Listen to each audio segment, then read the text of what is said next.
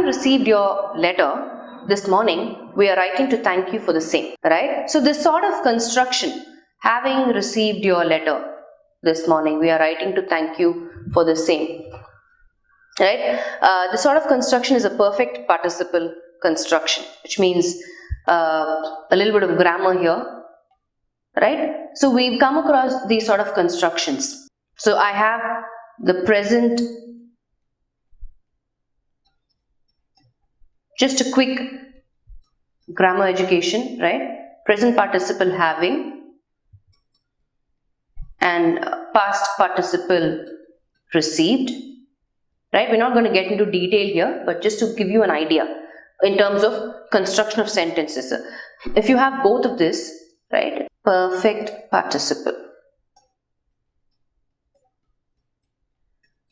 right? Having received your letter this morning, we are writing to you.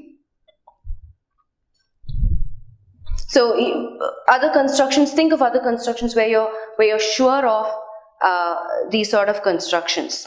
Let me just write down another sentence. Having received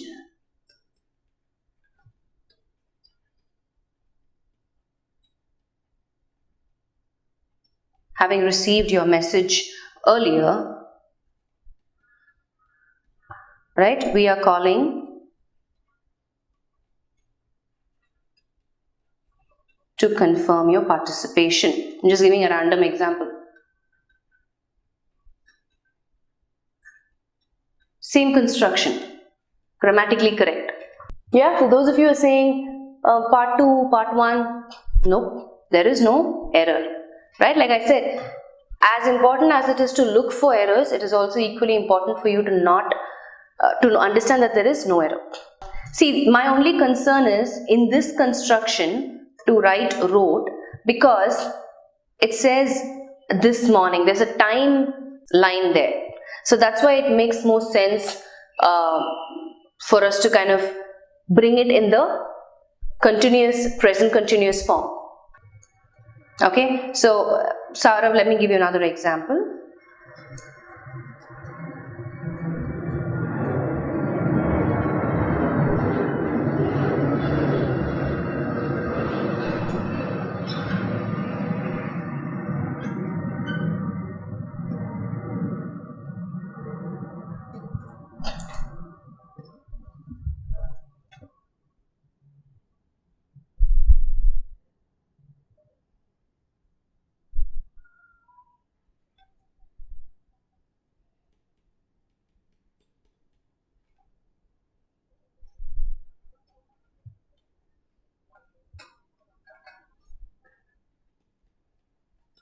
Right? So again here, in line with, so being beaten by the long arduous workout, I skipped lunch and fell asleep. Right? See here again, I don't have a time constraint here. So I'm still using past tense. And usually in this construction, it follows a past construction. My only exception in the given example is probably because of the time constraint saying this morning. That's about it. So, but usually perfect participle, constructions will have past tense constructions followed. So this is a good example. Being beaten by the long arduous workout. So I was so dead tired, that I didn't even eat. I just fell asleep. Yeah. The seminar aims to provide a platform on researchers and academicians for holding deliberations on aerospace structures. Okay. So where do you think the error is? Or is there an error? So most of you have come back and said option 2. Okay. So what's the part? The seminar aims to provide a platform. We're talking about people here, right? Researchers and academicians. So obviously, yes, it is a prepositional error. So on is wrong. So what do you replace on with? So some of you are coming back and saying for, and one or two of you said to, right? Yeah. Now again, when we look at collocations or constructions, right? You provide something, you can provide something for something, you can provide something to someone, right? So here we're talking about people, researchers and academicians. Not only that, for as a collocation brings the purpose, to kind of talks about, in terms of to whom is it being given, right? That's the more closest preposition in terms of completing the meaning. So to whom is the platform being provided? Researchers and academicians. The seminar aims to provide a platform to researchers and academicians for the purpose of, then again you have for the purpose of what, right? So in this context, for has a meaning here very clearly because the purpose is mentioned, right? To whom? Researchers and academicians. Yeah, that makes sense. Now, let me quickly point out something here. There is another error apart from part 2. Can somebody identify which other part has that error? Because the meaning of the sentence is changing if I don't change that part. So can somebody identify which is that part? Yes, all of you are correct when you said option 2, there is an error. Correct. We have changed on to 2. But there is another error also. And if I don't change that part, the meaning is wrong. Incorrect. What is that part? Let me see who's identifying that part. Read the sentence, you will understand what I'm saying. The seminar aims to provide a platform. I'll give you a hint. The hint is, this is a goal, right? Which means this is yet to happen. That's your hint. I've given you a hint. Aims to provide a platform, which means the platform is not yet set. It is not yet started. It is, no. That is the hint. The error is in some other part. Not for holding deliberations. When you're saying for holding deliberations, you're talking about something that is already done and over.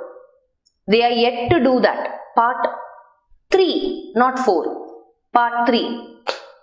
The answer is to researchers and academicians, not for holding deliberations. They haven't done it already. This is something that they are yet to do. To hold deliberations. Right? So the meaning changes here. They are yet to do this. So the seminar aims to provide a platform to researchers and academicians to hold deliberations. Something that they have to do yet. To hold deliberations on aerospace structures. So you see, the meaning has to be in line. This is very, very subtle. If you're not paying attention to the context, you might oversee this error totally. But in this question, part 2 and part 3 has an error.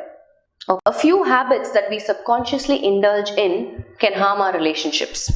It's the tense is present tense, right? So what's a few habits that we subconsciously indulge in can harm our relationships. Sense is present tense, but it's talking about habits, which means something that we do on a recurrent basis, right? So it is talking about actions typically in the past that we've been following, right? So ideally, when I talk about, this is more like an advice, right?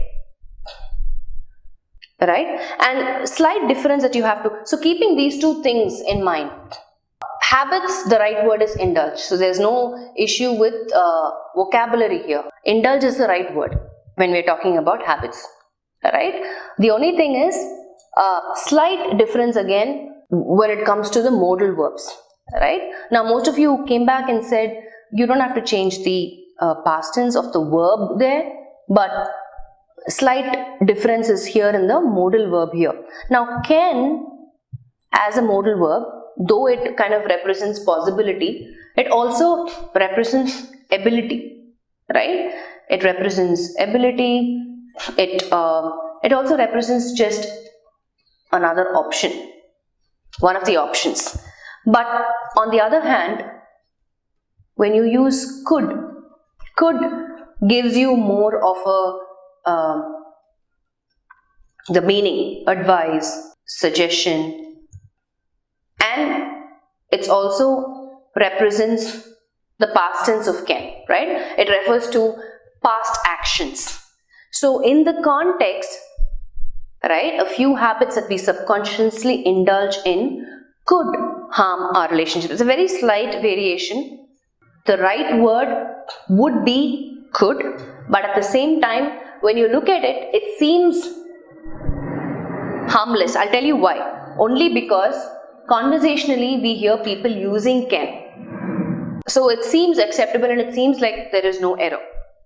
I mean, if you ask me, honestly, I would skip this question, or like most of you would have pointed out, I will say no error, 5. Why? Because we have been using this conversationally and it's acceptable. But in the context, if you look at, if you go back and understand the basic rules. So, but here, unfortunately for us, the error is in part 3, right? You change can to could only because of this reason. The reason being, we're referring to habits that we have been following from the past and continuing to indulge in, right? So past tense, could is a more appropriate modal form and it's more like a advice or a suggestion, so could.